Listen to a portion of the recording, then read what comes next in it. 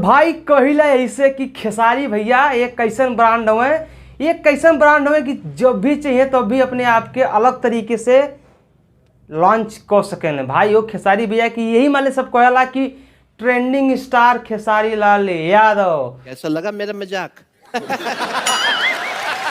भाई वो आज हम बात करे वाले खेसारी भैया की वो ऐसा गाना आयल बा ने, एकदम हम भाई गाना सुनने हमारा एकदम मूड झूम गया। तनकी पहले आपो सुन ला।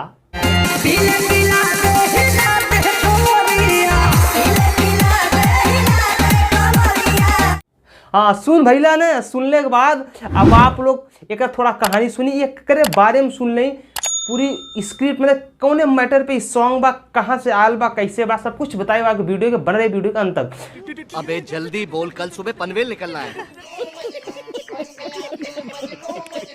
तो भैया वो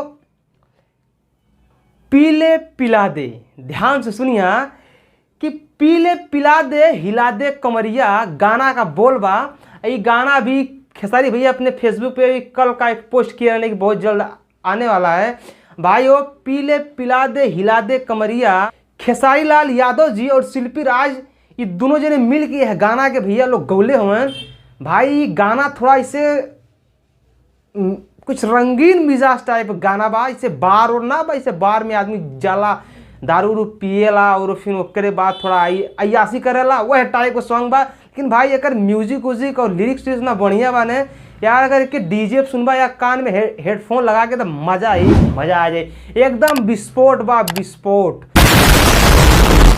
भाई वो थोड़ा बात कही जाए कौने कंपनी से लॉन्च बा, लाइक का बा, व्यूज का बा, मतलब पब्लिक रिएक्शन पर का होता। भाई वो कैप्टन वॉच हिट्स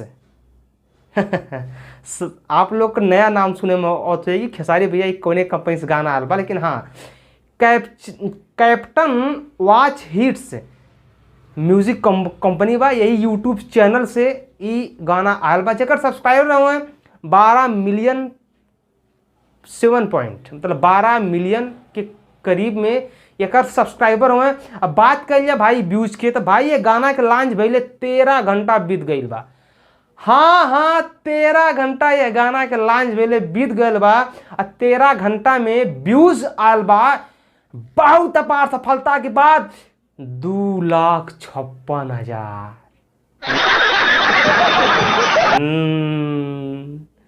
आप लोग के झटका लग गया कि 13 घंटा में मिलियन ना पहुंचल, तो भाई वो मिलियन ना पहुंचल, कहीं थोड़ा यूट्यूब चैनल का भी थोड़ा फर्क पड़ेला भाई, अगर बड़ा से लॉन्च कर। लेकिन भाई इहो कोनो छोट नहीं थे, 12 मिलियन मतलब सुने तो ने बड़ा। लेकिन भाई अभी गाना जो ने बहुत ज़्यादा स्पीड में ना हो, अब ट्रेंडिंग में जाएगा ना भाई, गाना ट्रेंडिंग में जाए लायक बा। हाँ गाना ट्रेंडिंग में जाए लायक बा, जाए कि ना जाए का कोनो गारंटी ना। भाई बात कह जा लाइक के, भैया वो पर 44,000 लाइक आयल बा। अब तो सोचा 2.5 लाख व्यूज के करीब गाना पे 44,000 लाइक आयल बा, 3,000 कमेंट आयल बा। फिर भी गाना भाई हमके बहुत मस्त लागल है। अगर आप लोग भी सुने के बाद जाएगा यूट्यूब चैनल पे सर्च करा पीले पिला दे हिला दे कमरिया खेसारी लाल यादव शिल्पी राज, धाक दे आपके मोबाइल पे आ जाई, सुना और इंजॉय करा।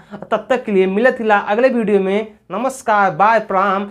और कुछ और भी वीडियो हम स्क्रीन मतलब एंड स्क्रीन में डाल देथिला, आप लोग वो के भी देखल जाई और मजा आई। तो भैया वीडियो को लाइक कर लीजिए, चैनल के सब्सक्राइब कर लीजिए। मिलत हिला अगले वीडियो में, तब तक के लिए नमस्कार, बाय, प्रणाम, हर हर महादेव।